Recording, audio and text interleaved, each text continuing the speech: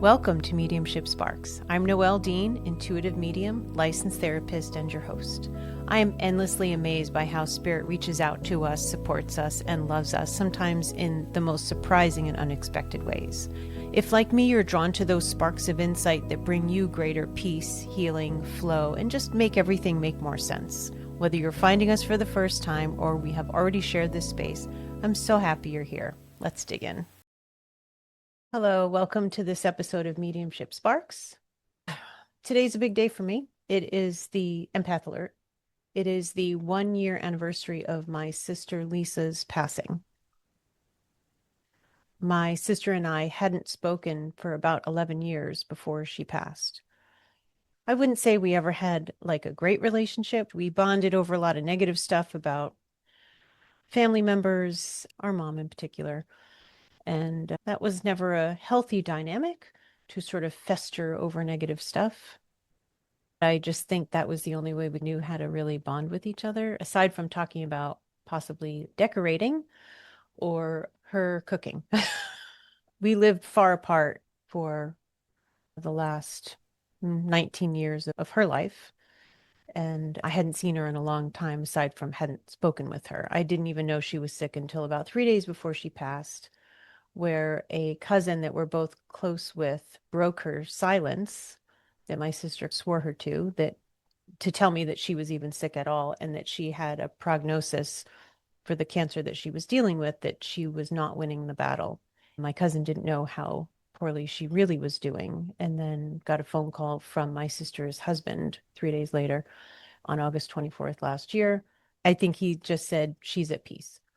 So there's a lot of unresolved issues and like mystery around why maybe she didn't really reach out when she was dealing with cancer. I had dealt with cancer 10 years earlier. I have said this many times. There was a lot of dirty water under the bridge. Anyway, pretty much right after she had passed, I was able to connect with her. People have different theories about waiting periods or the person in spirit being available. The day after she passed, I flew out to see our mother to break the news to her. And that was when I really more connected with my sister to bring messages to my mother, and then connected with her myself quite a few times. We spoke quite a few times when she first passed when I was at my mother's house. And it was very interesting to me that she was always with a family member. And I got from one of our grandmothers, she called herself a supervisor, but it's been very clear the times that I have sensed my sister around or we've spoken, and we haven't spoken very much. There's always a family member with her. So a grandparent or her father. We have different biological dads. That's been interesting. And it has felt very protective for maybe both of us, probably more me. I could still feel there was the word contentiousness is coming up from my sister towards me. One of the cool things, beautiful things about spirituality versus maybe like organized religion where you have a handbook is that of the spiritual people that I've ever met, everybody has really different ideas about what they feel or resonate with as being true. And I'm not going to tell you what I know to be the truth, but I can tell you what feels like the truth to me. So my impression was that my sister was not washed of all of her emotional entanglement stuff when she crossed. So having somebody around to support both of us to connect was actually a very compassionate and smart idea. I've spoken with other people's loved ones who seemed cleansed of a lot of the emotional bullshit that they had between them when that person was still walking on earth. But that's not been the case with my sister. What she has shown up for a lot, which I appreciate, is when I've done podcast recordings, I have a sense of her and our maternal grandmother being in the room, which has been pretty cool to feel supported in that kind of way. But I haven't really tried to connect with her a whole lot. I have my own opinions of what I think people in spirit are doing, and they have jobs and they are busy and they may be around, but how much they want to be accessible. It's like me and my phone. I want to be on Do Not Disturb quite a bit sometimes. because I'm focused on what I'm doing and I have that sense of them as well. So I don't tend to willy-nilly call somebody who's in spirit to come and connect with me just because. I want to laugh at myself. I've actually sucked at that with people who are still here wearing pants, still in a body, but I'm getting better at that. But with people in spirit, I just feel like I want to respect their space and time. I respond most of the time when somebody is here to visit me. I haven't initiated this with my sister, but a couple of days ago, when I was anticipating this anniversary and thinking about her, I asked if she would be willing to do a podcast episode with me, which I've asked her before. Like when she first crossed, I did ask her because I was very excited to hear about what happened. What was that process actually like, as well as to understand where she was at emotionally. It feels weird to say that, but anyway, yeah. And now it's a year later, so I'm sure she's probably in a very different place. So this is all very planned, but I want to say impromptu. I don't know if that's the right word, but anyway, it's going to be a genuine conversation. I have some things in mind I'd like to ask her, but I'm going to see how it goes and really work to just stay in the flow of it. So as I was opening up my chakras and grounding, I had a visual come to me. First, I thought it was going to be her, but then it was this whole circle of our relatives, and especially our paternal grandparents we were the closest with when we were kids, and just very gentle, caring, kind people. For me, they still live as the template of safety in this way. So that was really nice to see. And I had a sense it was a big circle. So we'll see who comes through. As I was opening, I was getting visuals of my sister. So I live in San Diego and she lived in San Diego well before I did. And we both lived here at the same time for a while. And I don't remember us doing any of these things, but I was getting visuals of us having done certain things as adults. That part was clear together. So I saw her and I walking around this really nice park that's in San Diego. I saw her bowling as if we were bowling together, playing adult softball, which frankly is not something either of us would have done, but it was a cool picture to see. Creating these candlelight evening dinners together, maybe outside, and even a visual of us sitting together across from each other, holding hands and looking to connect with these same grandparents. So these are the grandparents I'm referring to are Mama and Papa. The maternal grandmother that she's often shown up with is who we called Grandma. Anyway, we'll see how it goes. And if you do mediumship, I don't want to plant the seed of what I think should be difficult for people or is difficult for people. But one of the things that's been the most challenging for me in mediumship, especially in a situation like this, where it would be really easy to anticipate or project some negative feelings coming from the other person towards me, it's tricky to be objective for yourself at all. So it's a little bit iffy with my sister because there's a part of me that expects a little bit of like a jabbiness from her. And I did get some of that when we first connected, when she first passed. But the nice thing was, I have a friend who's very connected to me and picks up on stuff about me. So as I was out walking this morning connecting with my sister, I woke up to the song Fire and Ice by Pat Benatar. So I'm listening to the song, and there's this one part where she's singing about the other person doing something crappy to her. And I probably even said out loud, "Oh, so that's how you see me, that you're the victim of the things I did to you." And just as I was saying that, my friend had texted me a meme. There was a little kitten, and it was a pink background, and to my sister, I'll always love you. It was really contrary of that moment that I was having. And I'm so grateful for that because it set me straight of my projection of negativity is very different than what was actually happening. One other thing on my walk, and I was thinking about her. I started getting from her happy birthday in heaven to me and singing, like celebrating. There was a lighthearted feeling to it. Now you're caught up on everything that I've gotten so far this morning. If this is the first time you're listening to or watching the podcast, I'm going to use mediumship. I'm going to have a conversation with my sister. You'll likely be able to hear the pace of my voice sound a bit different when I'm telling you what she's saying versus what I'm saying. I think I talk faster when it's me and then a little bit slower when I'm picking up on somebody from spirit. I hope it doesn't get confusing. I try to say now she's saying this so it's clearer. My intention with any kind of mediumship is to narrate exactly what I'm experiencing. So I'm hearing this, I'm feeling this, I'm feeling aware of this emotion or this kind of awareness. Most of my senses come into play.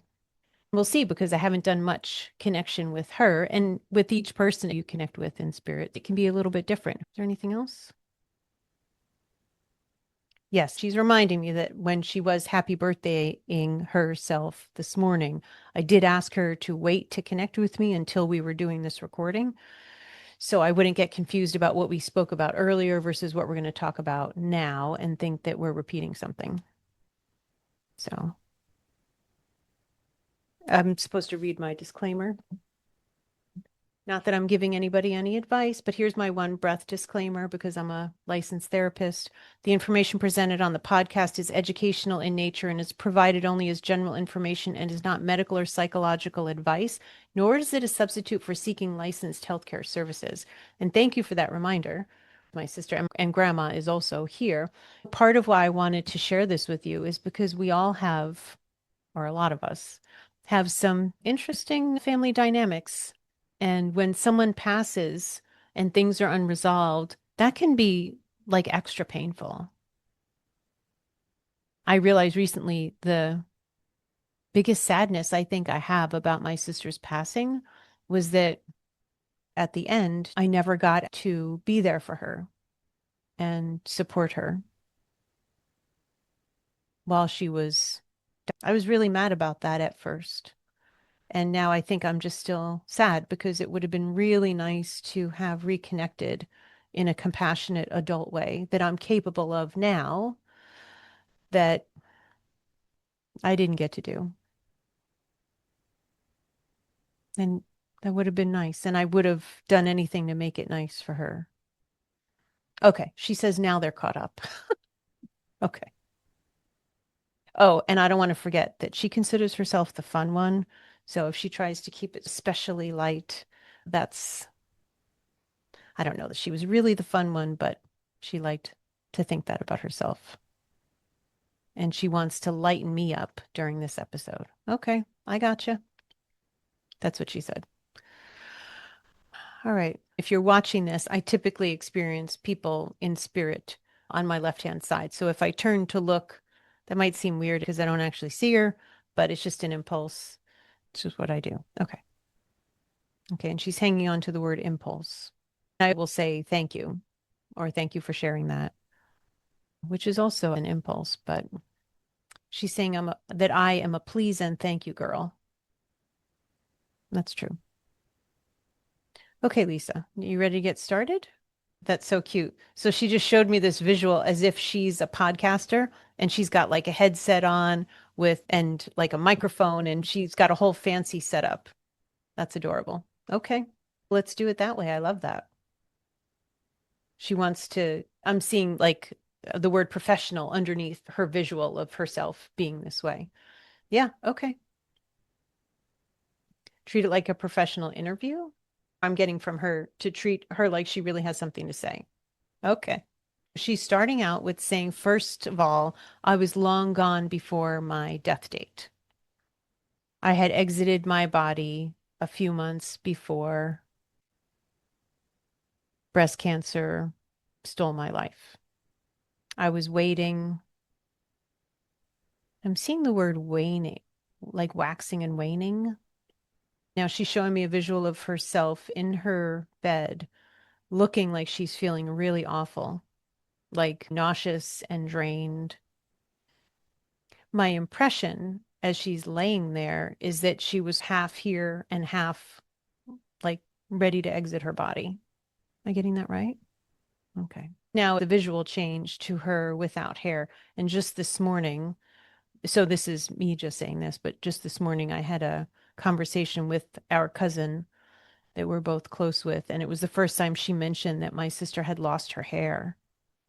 My sister loved her hair, loved. She was I think, a typical Leo and enjoyed her mane very much. And that must have been, she's showing the word discouraging. Yeah. And she's saying, believe it or not, that she was ready. I appreciate her sharing this. If you're going to connect with your loved ones who've passed, or maybe you already have, you'll likely have the experience that the things that you are concerned about for them or that you might harp on a little bit about them, they'll try to give you a better picture of how things actually were that maybe showed they suffered less than you might worry that they suffered, kind of thing. What she's telling me, because I've had a lot of feelings of compassion for her, like how terrifying that must have been for her. I assume that she had hope that she was going to get better. She was doing treatment. She lost her hair because she would have done chemo.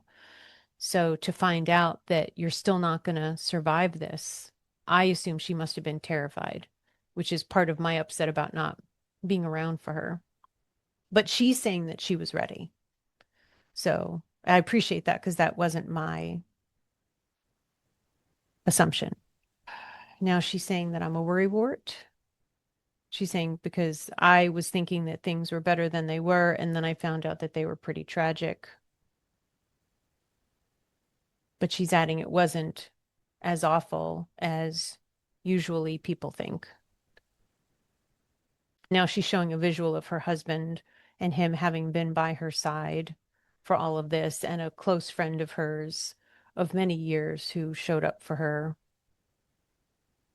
And I'm just seeing the two of them. And I know that the two of them were there when she passed in hospice. I only know that because of something they posted on Facebook. I also haven't spoken with her husband in case that part wasn't clear. So there's a lot of what happened that has been a mystery to me. Now she's playing a clip of a song that I was listening to earlier, and the line is, I don't care. What do you mean when you're sharing the means aren't necessary, she's saying. I was fully cared about and for by the closest loved ones that she had. And she's showing with her hand, like pushing away. And there were people she was also close with, but had pushed away when she was sick. And I'm getting the sense now she just wasn't up for it. She didn't have the energy to talk. She wasn't hiding. And she's saying it was just everything she could do to try to hang on as long as she could for her husband. I'm asking her, and this part was pretty heartbreaking, that she passed like a month before their 20-year wedding anniversary. She was hanging on to spend as much time as she could with him, but were you saying that you also tried to make it to the anniversary? I'm sure you did. She's showing the number 25. So my impression now, I'm getting like with recurrence that maybe she had thought she would have the cancer and then maybe get it resolved and maybe get a recurrence 5 years later and then have had 25 years with him. Am I getting that right, Lisa? Okay. And if you're looking, I'm just using my body as a pendulum to get, and this is me getting a yes. And I just like to double check just to make sure I'm on the right track here. Okay. Is there anything else you want to share about that? No. Okay. She's saying any other concerns I have to be wiped away because it feels and seems like a long time ago at this point. Oh, and she's bringing back the song I Don't Care. And I saw it doesn't matter anymore. And then I heard and I Don't Care. It's a beautiful song by M83 called Outro. I hear you, Lisa, that you're saying those circumstances don't matter now because it's been long enough and you're not suffering. She's saying seems like a long time ago. She's acknowledging it's only been a year. Some of those other things were longer than a year ago, I believe. Were you sick for a year and a half? Oh, she's saying on and off for 3 years. She also had IBS, so she had other health issues. But she didn't feel like they were going to take her out. She was surprised. It was unexpected that the cancer was treacherous. And she's having you know me, Noelle, that she would have avoided going to the doctor to get checked. Right. She's saying because we didn't have breast cancer in our family. So I think you're also saying that even though I had it, because we don't have more of a history, you weren't going to assume that you were going to get it. Yeah. She's acknowledging because we have different fathers. She assumed that my biological father's family might have been the contributors. I totally get that. That makes sense. Yeah. Really? She's trying to be funny now. She's saying she's a bit of a ham. I don't think I mentioned that before. She's making, I guess, a bit of a joke that because she had luscious breasts, that she didn't think anything would be wrong with them. Am I getting that right? Okay. That's cute that even without a body, she's still very proud of her body. Okay. Good for you. She's saying just kidding. But she didn't think that she had the risk. Yeah, thank you. But she's acknowledging also she had dense breast tissue, and it's really hard to feel lumps when you've got that. It's even tricky getting a mammogram when you've got that. If you have breasts, you may know that. She's acknowledging that. So my sense is that she would have maybe done some self-examination, but not have been able to glean from that that she had an issue. I'm seeing the visual that in her breast she had lumps already. And I believe that's actually another hereditary thing in our family of having, I don't know what it is, but anyway, that's what she's showing. And I'm only seeing one breast and I'm seeing like the dense tissue, and then she's showing like a lumpiness on top of that layer. She's acknowledging it was hard to tell. I feel like you're trying to say something like, aside from the fact that you didn't really think about dying. Is that where you're going with that?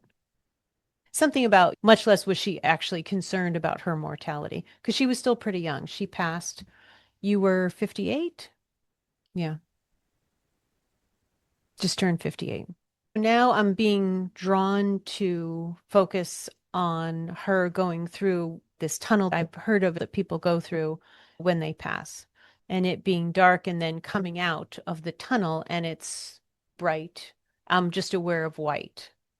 It brings me to a thought of a birth canal, and she's brought out, and I'm seeing Mama and Papa and her father. I'm seeing the dog and cat that we grew up with. We had two cats, but I'm just seeing the one cat and the dog, grandma, grandpa. I'm getting other people too. I'm seeing her just break down crying after you go through something really hard and then you're finally letting yourself have emotions about it. It looks like that kind of crying. She's saying it was a big relief to have a big release. Gotcha. Aw. Imagine coming out of almost like a slide within a tunnel, and then you pop up and she puts her hands in the air and she's like, ah. And then there are all these people and you're saying hello to everybody when she would first have popped out of this tunnel, and that she knew they'd be waiting for her. She's saying that she felt very welcomed and said to them, thank you for showing up for me in this moment. She's emphasizing she was feeling gratitude for that, that she had like a soft landing, and she's showing now going back to that tunnel and that sort of like slide thing where you come through and then you pop out, and that there was a like a metaphorical pillow right there when she came out, and that she landed on her feet and not her butt. I don't know how many people on either side of her, and she's in the middle, and everybody's linked arms and they're walking, and that she was chaperoned. And then you all kind of link arms and then walk in the opposite direction away from this tunnel through the pearly gates of heaven. She's saying that's a fantasy, but that's what it felt like. And she's showing this sort of cloud-like ethereal area. And now she's showing her in her bedroom by herself. My impression is where she felt very close to death or very aware of her impending death, and that she had some connections already. I know that she was really intuitive and she would also sense spirits and that kind of thing. And that's what I'm getting the sense of, is that she was in some way connecting with, very aware of people in her bedroom with her. She's showing 4 to 6 months before she showed up on the other side of the gate or veil. Okay. I assume that was comforting to you when you would experience that.